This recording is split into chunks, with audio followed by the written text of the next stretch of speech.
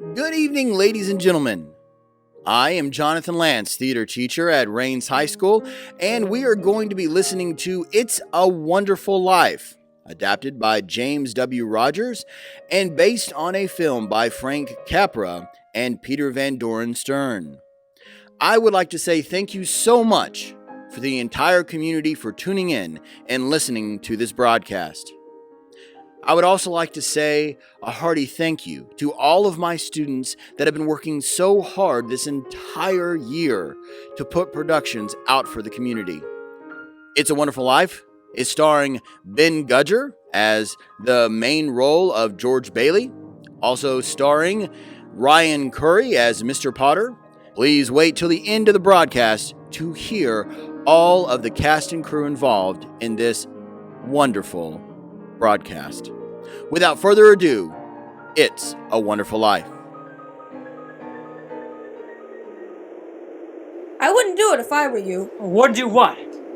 What you were thinking of doing. How did you know what I was thinking? Oh, we make it our business to know lots of things. Look, whatever you're selling, I'm not interested. Please, just leave me alone. No, you don't understand. I've got a job to do I here. said leave me alone. This isn't going very well. Well, you said this was going to be easy. But he won't listen. I know. At first you don't succeed, blah, blah, blah, blah, blah. Have you ever read Tom Sawyer? What? Now, there was an industrious young man, and when the chips were down, he never gave up. Do you remember why? Who cares? He kept thinking about others, George. Not about himself, but about all the folks who needed him. You call me George. How do you know my name? Oh, I know all about you. I've watched you grow up from a little boy. How could you? I never seen you before. You haven't needed to till now. How's the lip? Looks like it stopped bleeding. No, that's the answer that I got to a prayer a bit ago. Oh, no, George. I'm the answer to your prayer. Look, who are you? Clarence Oddbody, AS2. Oddbody, AS2. I say, what's that AS2? Angel, second class. Now I know I've lost my mind. Well, not yet, but you were well on your way. That's why they sent me down. Besides, it's ridiculous to think of killing yourself for a measly $8,000. You see, how did you know that? I've been trying to tell you. I'm your guardian angel. I know everything about you. Well, you look like the type of angel I get. I'll give you that much. Sort of a fallen angel. Say, what happened to your wings? I haven't won my wings yet. That's why I'm an angel second class. But you're gonna change all that. I am? How? By letting me help you. The only way you can help me is by getting $8,000 before the clock strikes 12. After that, my life turns into a pumpkin. Sorry, but we don't use money in heaven. Oh, that's right. I keep forgetting. Well, it comes in pretty handy down here, bub. I'm a little late, but truth be known, I'm worth more dead than alive. Now look, I told you, you mustn't talk like that. I won't get my wings with that attitude. Besides, you don't realize how much you're worth. Why, if it hadn't been for you... Yeah, if it hadn't been for me, everybody I know would be a lot better off. Everybody. My wife, my kids, and my friends, and... You sure I've got plenty of friends, I'll say that for you. Why, do you know they've jammed up our airwaves for over an hour now? What are you talking about? Prayers. When they're heartfelt, they're mighty powerful missiles. And the ones for you, why, they've lit up our whole celestial system. But why? How? Because you're such an important influence in so many lives, George. Always have been. Just like Tom Sawyer. Since when? Well, ever since that day you saved your little brother from drowning when he fell through the ice. That was instinct. Besides, I was only 12. Well, there were other boys there that day. Some of them older and better swimmers. They didn't nod to their instincts. Only you did. He was my brother. Well, I know, but what about Mr. Gower when you saved him from ruin? That wasn't instinct. That was courage. Deep-seated and wrenched full of guts courage. But he just received a telegram telling him that his son had died. And he'd turned mean through and through from drowning his sorrow in a bottle. Remember?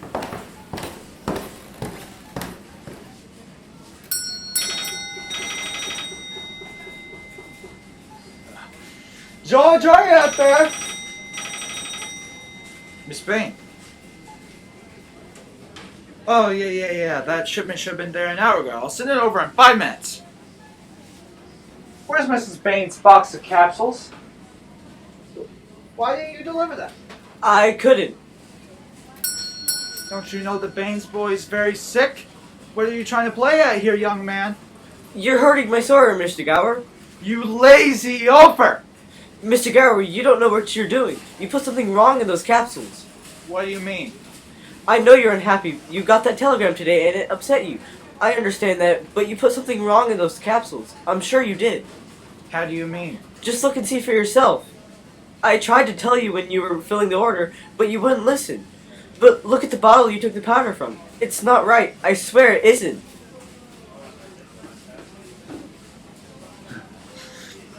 Oh, no. No! Don't hurt my story again. I won't tell anybody. Mr. Gower, I promise. I know what you're feeling. I won't tell a soul, ever. Hope to die. I won't. Oh, George.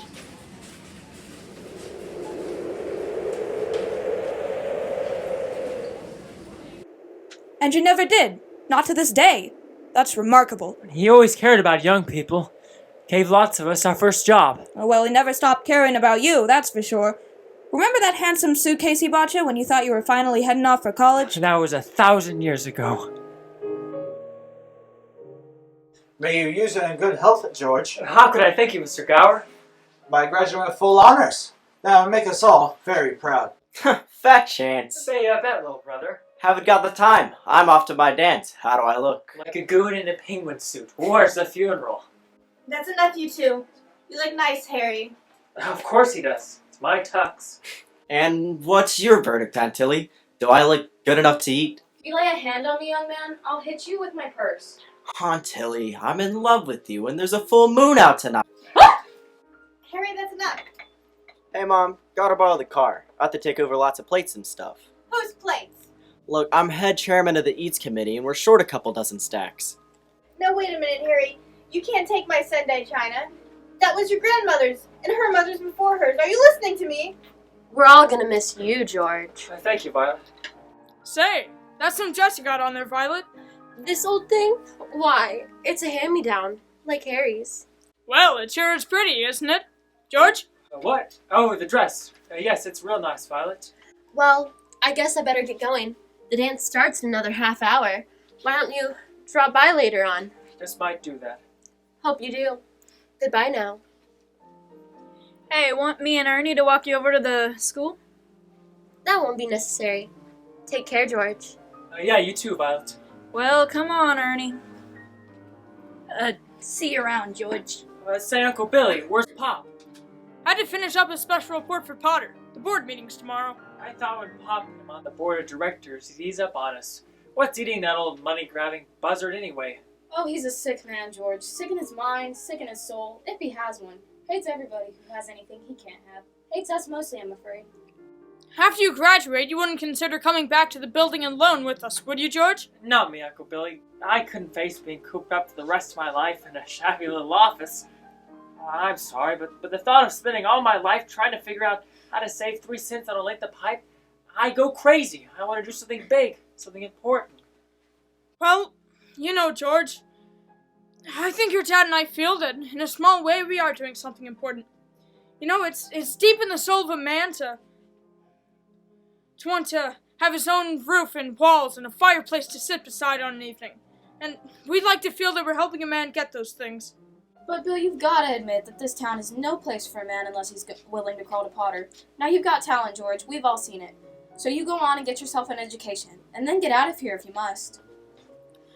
Have any idea what you want to do, George? Well, sure, I want to build things like skyscrapers, maybe even cities.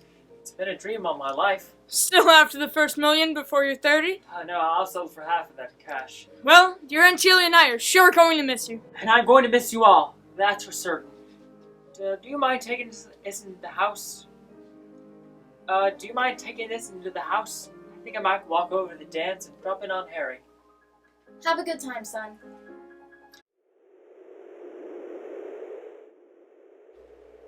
And you did, too, remember? That was the night you met Mary Hatch.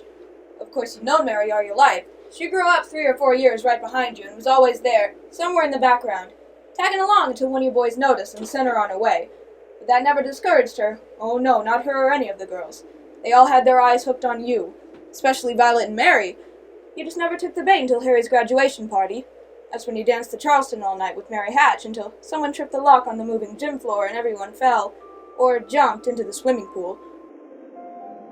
Buffalo girls, won't you come out tonight? Won't you come out tonight? Won't you come out tonight? Buffalo girls, won't you come out tonight and dance by the light of the moon? Hot dog, just like the church choir. Beautiful. You should have seen the commotion in that locker room. I had to knock down 3 people just to get this stuff we're in.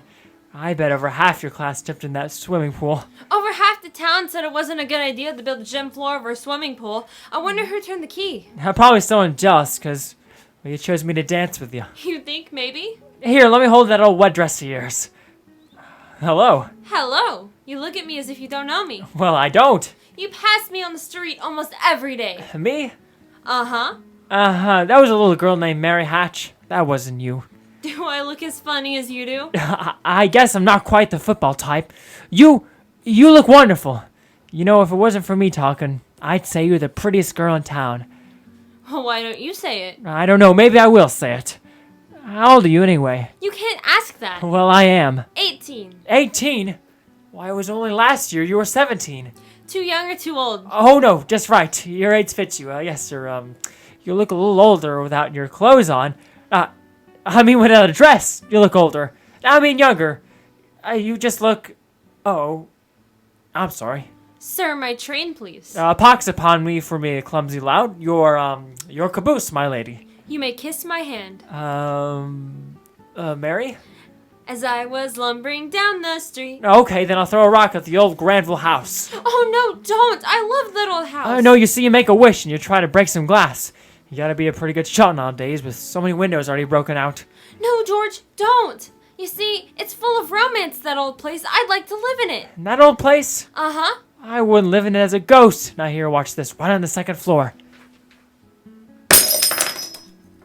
What'd you wish, George? Well, not just one wish. A whole hatful. Mary, I know what I'm going to do tomorrow and the next day and the next year and the year after that.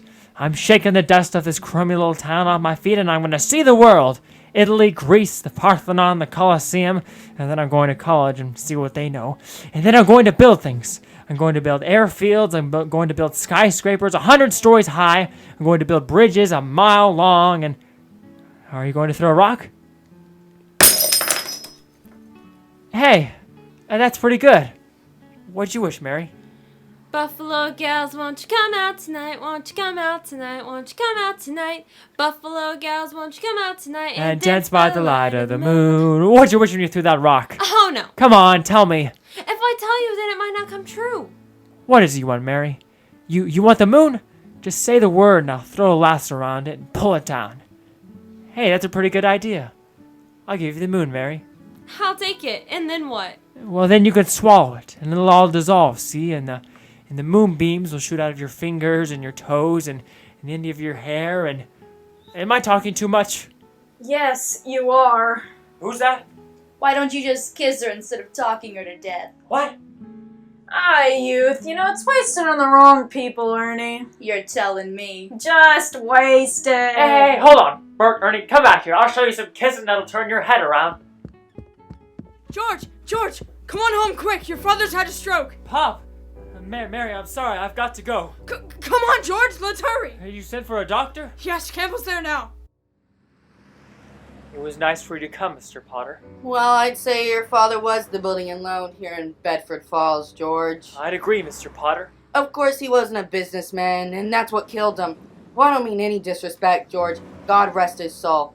He was a man of high ideals, so-called, but ideals without common sense can ruin this town.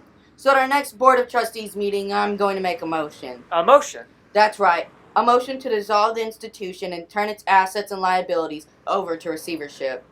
But Mr. Potter, Take this loan application the board's to act on this morning to Ernie Bishop. You know, that fellow walks around all day and delivers our mail.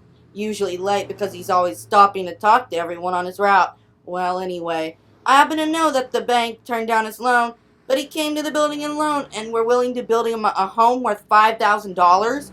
Why? Well, I handle that, Mr. Potter. You have all the papers, his salary and insurance, and I can personally vouch for his character. Oh, he's a friend of yours. Yes, sir. So if you shoot pool with the manager's son, you can borrow money? And what does it get the building and loan? A discontented, lazy rabble instead of a thrifty working class. And all because a few starry-eyed dreamers like your father stir them up and fill their heads with a lot of impossible ideas. Just a minute now, Mr. Potter. You're right when you said my father was no businessman. I know that. Why he ever started this cheap penny-ante building and loan, I'll never know. But neither you nor anybody else can say anything against his character, because why in the 25 years since he and Uncle Billy started this institution, he never once thought of himself or saved any money. But he did help a few people get out of your slums, Mr. Potter. And what's wrong with that? Just remember this, the rabble you're talking about. They do most of the working and paying and living and dying in this community. Was it too much to have him work and pay and live and die in a couple of decent rooms and a bath? Anyway, my father didn't think so. People were human beings to him, but to you, a warped, frustrated old man, a cattle. In my book, my father died a much richer man than you'll ever be. I'm not interested in your book, young man. I'm talking about the building and loan. I know very well what you're talking about. You're talking about something you can't get your fingers on, and it's galling you. That's what you're talking about. Well, anyway, thank you for stopping by, Mr. Potter. I'll see you at the meeting. But you're not on the board. I hold my father's proxy so I can attend and cast a vote. You see, the way I look at it, Mr. Potter, the people of this town need our one-horse institution if only they have some place to go without crawling to you. Get me out of here. Sentimental hogwash. I'm still going to make my motion, young man, and we'll see who has the power in this town.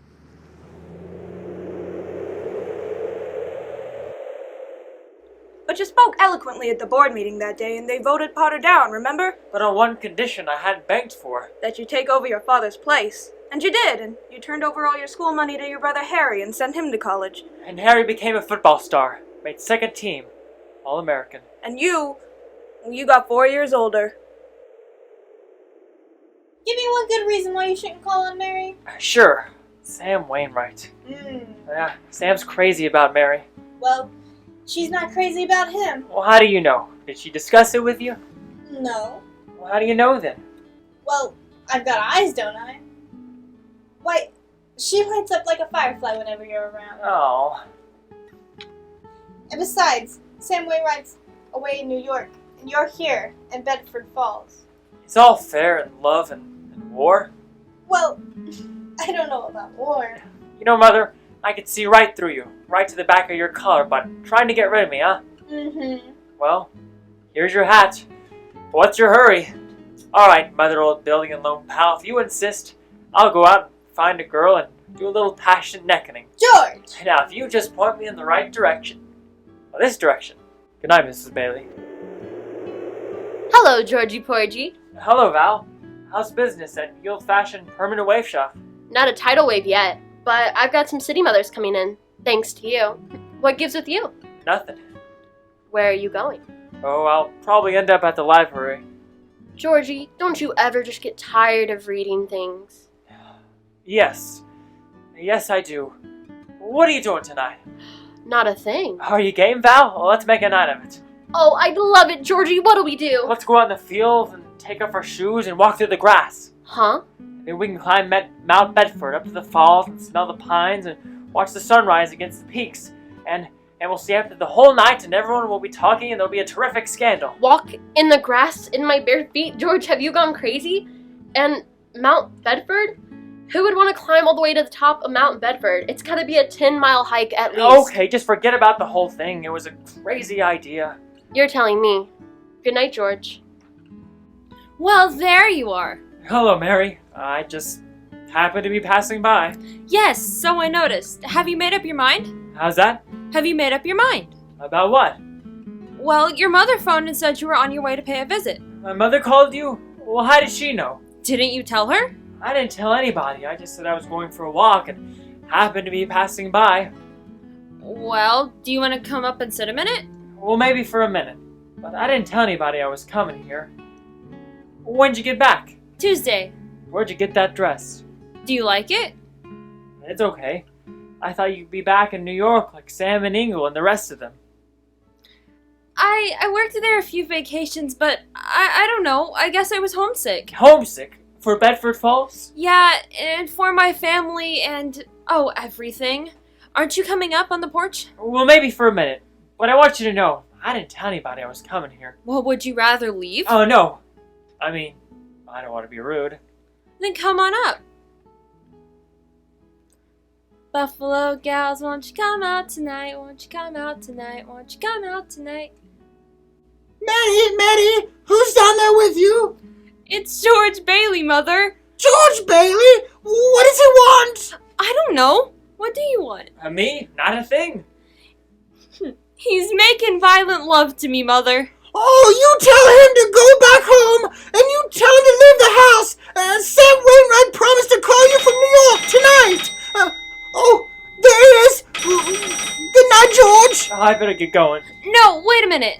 Mary, get the phone. Hello, Sam. How are you? Guess who's here? George Bailey.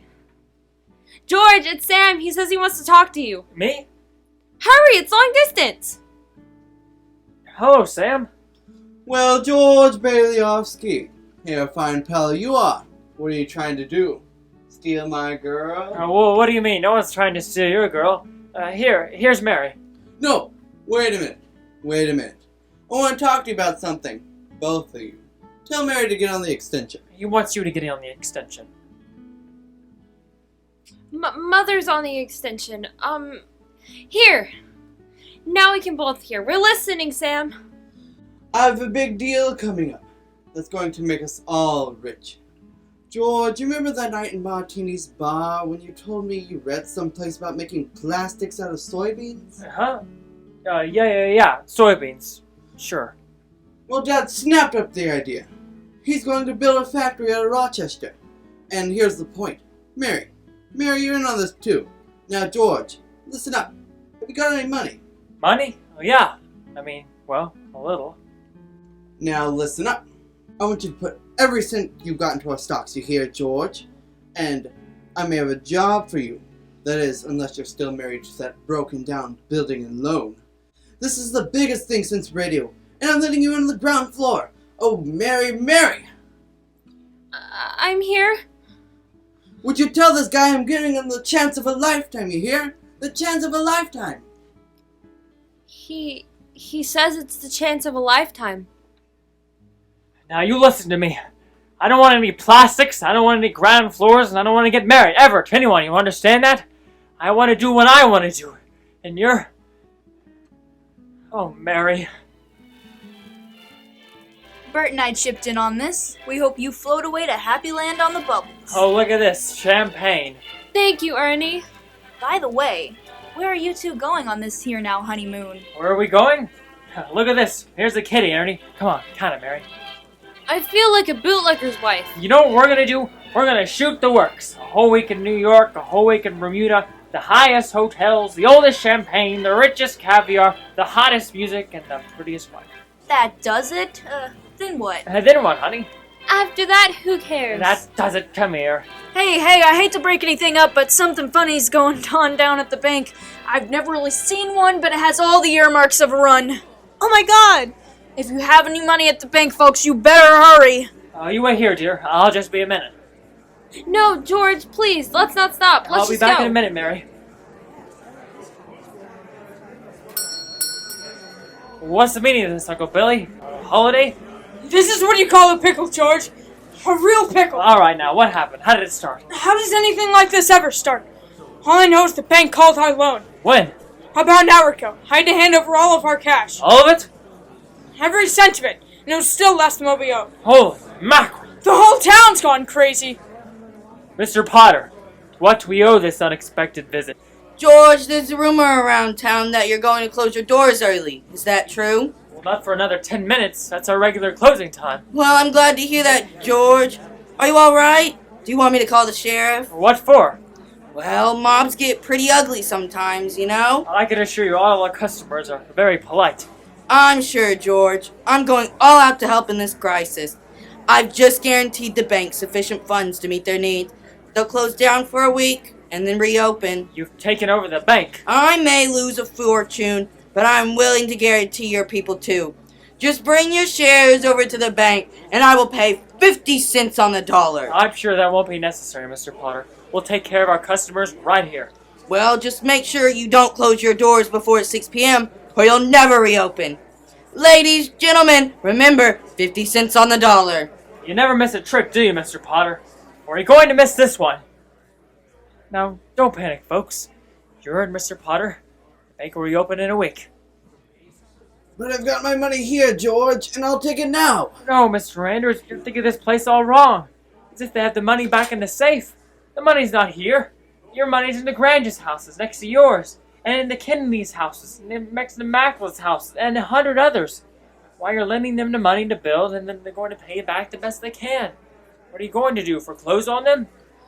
I got $242 in here, George Bailey, and $242 isn't gonna break anybody. Alright, Mr. Anders, alright. Here, you sign this, you'll get your money in 60 days. 60 days? Well, that's what you agreed to when you bought your shares. Now, come on, Mr. Anders, stick to your original agreement. Give us 60 days on this.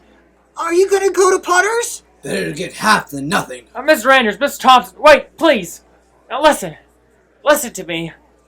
If Potter gets a hold of this building alone, there'll never be another decent house built in this town. He's already got control of the bank, he's got the bus line, he's got the department stores, and now he's after us. Why? The answer's very simple. Because we're cutting on his business, that's why. Because he wants to keep you living in his slums and paying the kind of rent he decides. Well, we can't let him. We gotta get through this thing, but we gotta stick together. We gotta have faith in each other. But my husband hasn't worked in over a year. I need money. How am I supposed to live until the bank opens? We've got doctor's bills to pay. Yes, George, I need cash. I can't feed my kids on faith. How much do you need? Hey, that's right. I got $2,000. Here's $2,000. This will tie us over till the bank reopens. Alright, Mr. Anders, how much do you need?